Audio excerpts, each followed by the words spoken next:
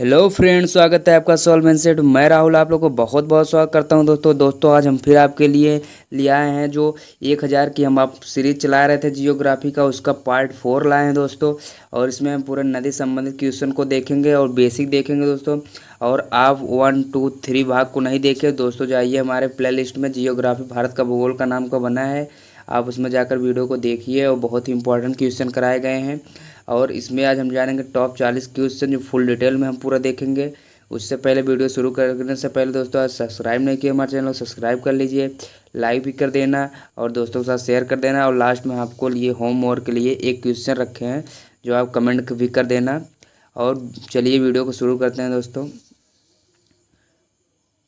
Video को शुरू करने से पहले आप पहले अपना ट्राई कीजिएगा, जिसके क्वेश्चन आंसर पता हो आपको कमेंट बॉक्स में ज़रूर बताना। 40 क्वेश्चन में आप कितने से क्वेश्चन सही किए।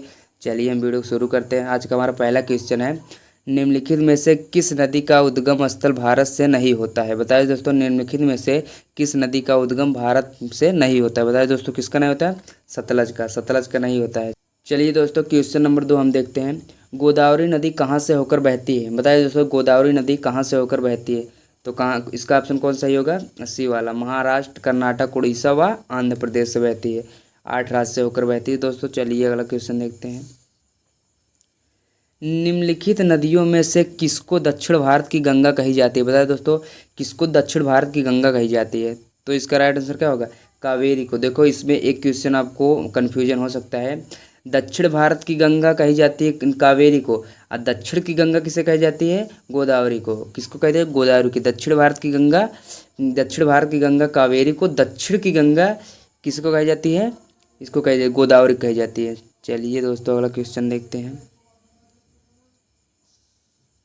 क्वेश्चन नंबर 4 देखते हैं दोस्तों, भारत की किस नदी को वृद्ध गंगा या बूढ़ी गंगा कहा जाता है। बताइए दोस्तों, किसको कहा जाता है? तो किसको कहा था? गोदावरी को। क्यों? चलिए अगला क्वेश्चन देखते हैं दोस्तों, कावेरी नदी का उद्गम स्थान है। बताइए दोस्तों, कावेरी नदी का उद्गम स्थान है तो क्या है? बताइए दोस्तों, क्या होगा? फटाफट उसको उत्तर बताइए, क्या है? ब्रह्मगिरी पहाड़ी। क्या? ब्रह्मगिरी पहाड़ी। चलिए अगला क्वेश्चन देखते हैं, प्रायद्वीपीय भारत की एकमात्र बारहमासी नदी कौन सी है। बताया दोस्तों, प्रायद्वीपीय बोले तो दक्षिण भारत की एकमात्र नदी जो बारहमासी उसमें जल रहता है, मतलब हमेशा जल रहता है, 12 महीना जल उसमें रहता है, ऐसे कौन सी नदी है? बताइए दोस्तों, तो कौन सी है? कावेरी। कौन सी? कावेरी। चलिए अगला क्वेश्चन देखते हैं, नासिक किस नदी के किनारे स्थित है। बताया दोस्तों, नासिक जो शहर है वो किस नदी के किनारे स्थित है। तो बताइए दोस्तों, किस नदी के? किसके? गोदावरी के। कौन से? गोदावरी नदी किनारे। चलिए अगला क्वेश्चन देखते हैं, तिब्बत में सांगपो किस नदी को कहा जाता है। तिब्बत में सांगपो किस नदी को कहा जाता है। बताइए दोस्तों, किसको कहा जाता है? तो ब्रह्मपुत्र को कहा जाता है। ब्रह्मपुत्र को तिब्बत में सांगपो कहा जाता है। चलिए अगला क्वेश्चन देखते हैं, सिंधु नदी का उद्गम स्थान क्या है। बताए, सिंधु नदी कहाँ से उद्गम होती है। बताए दोस्तों, हिंदुकुश पर्वत से, हिमालय पर्वत से, या काराकोरम पर्वतमाला से, या कैलाश पर्वतमाला से। तो कहाँ से होती है? कैलाश पर्वतमाला से। कहाँ से? कैलाश पर्वतमाला से। चलिए अगला क्वेश्चन देखते हैं, भागीरथी और अलकनंदा का संगम किस स्थान पर होता है। बताइए दोस्तों, भागीरथी और अलकनंदा का संगम किस स्थान पर होता है। ये हमारी क्या है? भागीरथी। ये है अलकनंदा। इस स्थान यहाँ पर संगम करती है, इसको क्या कहते हैं? देवप्रयाग। क्या? देवप्रयाग। देवप्रयाग कहते हैं। तो ऑप्शन ए सही। चलिए अगला क्वेश्चन देखते हैं, क्वेश्चन नंबर 11, गंगा नदी उदाहरण है। बताइए दोस्तों, गंगा नदी उदाहरण है पूर्ववर्ती अफवाह के, अनुवर्ती अफवाह के, आक्रमणवर्ती अफवाह के, परवर्ती अफवाह के। तो किसका है? पूर्ववर्ती। पूर्ववर्ती का क्या तात्पर्य दोस्तों, कि जब हिमालय की उत्पत्ति हुई, हिमालय का निर्माण हुआ, उससे पहले की यह नदी गंगा है। चलिए अगला देखते हैं, बांग्लादेश में गंगा नदी को पुकारा जाता है, किस नाम से पुकारा जाता है। बताइए दोस्तों, बांग्लादेश में गंगा नदी को किस नाम से पुकारा जाता है। तो बताइए इसका उत्तर क्या होगा? क्या होगा? पद्मा नाम से। क्या? पद्मा नाम से। चलिए अगला देखते हैं, सुंदरवन के डेल्टा का निर्माण किन नदियों द्वारा होता है। सुंदरवन का डेल्टा जो है उन किन नदियों के निर्माण से होता है। तो किसके निर्माण से होता है? किसके निर्माण से होता है दोस्तों? दोनों, गंगा और ब्रह्मपुत्र। क्या? गंगा और ब्रह्मपुत्र दोनों से होता है। चलिए अगला क्वेश्चन देखते हैं, क्वेश्चन नंबर 14, निम्नलिखित में से किस नदी के तट पर बद्रीनाथ का प्रसिद्ध मंदिर स्थित है। ऐसा कौन सी नदी है, ऐसी कौन सी नदी है जो बद्रीनाथ की प्रसिद्ध मंदिर स्थित है नदी के तट पर। तो बताया दोस्तों कौन सा है ऐसे। क्या अलकनंदा, क्या अलकनंदा। चलिए अगला क्वेश्चन देखते हैं। भारत की सबसे बड़ी नदी है, भारत की सबसे बड़ी नदी कौन सी है, कौन सी है। सिंपल सी बात है, गंगा है। चलिए अगला क्वेश्चन देखते हैं। क्वेश्चन 16 है, इनमें से गंगा की कौन सी सहायक नदी उत्तरवाहिनी है। बताया दोस्तों इनमें से कौन सी ऐसी गंगा की एक सहायक नदी है जो उत्तरवाहिनी है। इसका क्या मतलब दोस्तों, जैसे मान लीजिए ये हमारी गंगा है और उत्तरवाहिनी मतलब जो उत्तर की तरफ बहती हो, उत्तर की तरफ बहती हो उसे क्या कहते हैं, उत्तरवाहिनी। तो इसमें से कौन सी सोन नदी जो है उत्तर में बहती है और कहाँ गंगा से मिलती है, पटना, पटना में ही संगम करती है। गंगा और सोन नदी पटना में ही संगम करते हैं। पटना इसी नदी के मतलब संगम पर स्थित भी है पटना। चलिए अगला क्वेश्चन देखते हैं। भारत में प्रवाहित होने वाली सबसे बड़ी नदी कौन सी है। तो बताया दोस्तों भारत में प्रवाहित होने वाली सबसे बड़ी नदी गंगा है और इसकी लंबाई कितना है, 2525 किलोमीटर। कितना, 2525 किलोमीटर। और दोस्तों ये अगर आपसे पूछ ले कहाँ से उद्गम होता है, तो उत्तराखंड के उत्तरकाशी जिले के गोमुख, गोमुख के निकट ही क्या गंगोत्री ग्लेशियर है, क्या गंगोत्री ग्लेशियर, वहीं से गंगा नदी का उद्गम होता है। तो चलिए दोस्तों अगला क्वेश्चन देखते हैं। गंगा एवं ब्रह्मपुत्र की संयुक्त जलधारा किस नाम से जानी जाती है। दोस्तों बताए गंगा और ब्रह्मपुत्र की संयुक्त जलधारा किस नाम से जानी जाती है। तो बताए दोस्तों किस नाम से जानी जाती है, मेघना। कौन सी, मेघना नाम से। जब गंगा और ब्रह्मपुत्र दोनों पश्चिम वो बांग्लादेश में जाती हैं तो दोनों किस नाम से जानी जाती है, एक में जब शामिल हो जाती हैं तो मेघना नाम से। चलिए मेघना नाम। चलिए अगला देखते हैं क्वेश्चन। निम्नलिखित में से किस नदी को विनाशक नदी कहा जाता है। निम्नलिखित में से बताया किस नदी को विनाशक नदी कहा जाता है। तो किसको कहा जाता है, कोसी को, कोसी को। और कोसी क्या कहते हैं, और कोसी क्या कहते हैं दोस्तों, कोसी जो है ये कहाँ का, बिहार की शोक कही जाती है। क्या, बिहार की शोक कही जाती है। और जो दामोदर है कहाँ की, पश्चिम बंगाल की शोक कही जाती है। कहाँ की, पश्चिम बंगाल की, पश्चिम बंगाल की शोक कही जाती है। और जो ब्राह्मणी है, ब्राह्मणी उड़ीसा की शोक कही जाती है। कहाँ की, उड़ीसा की। तो तीनों पॉइंट याद रखना दोस्तों। बिहार की शोक कही जाने वाली नदी कोसी नदी है, पश्चिम बंगाल की शोक कही जाने वाली नदी दामोदर नदी है, उड़ीसा की शोक कही जाने वाली नदी ब्राह्मणी है। चलिए तीनों याद रखना दोस्तों। चलिए अगला क्वेश्चन देखते हैं। भारत की लवण नदी के नाम से कौन सी नदी जानी जाती है। भारत की जो लवणी नदी है वो कौन सी है, कौन नाम से जानी जाती है। तो बताया दोस्तों कौन सी है, तो कौन सी है, लूनी नदी। जो लूनी नदी है ये भारत की लवणी नदी है। चलिए अगला क्वेश्चन देखते हैं दोस्तों। निम्नलिखित में से कौन सी नदी डेल्टा नहीं बनाती है। निम्नलिखित में से कौन सी नदी डेल्टा नहीं बनाती है। बताया दोस्तों कौन सी नदी डेल्टा नहीं बनाती है। तो कौन सी नहीं बनाती है, ताप्ती जो है, ताप्ती जो है डेल्टा नहीं बनाती। इसका क्या मतलब दोस्तों, जैसे देखिए ये भारत है, इस साइड जितने नदियाँ जाएंगी सब डेल्टा बनाएंगी।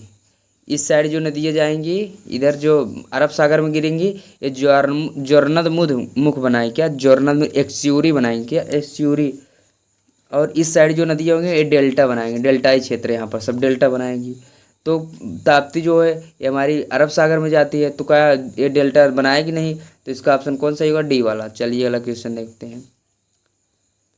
निम्नलिखित में से कौन सी एक एक्स्यूरी नहीं बनाती है। बताया दोस्तों एक्स्यूरी नहीं बनाती है।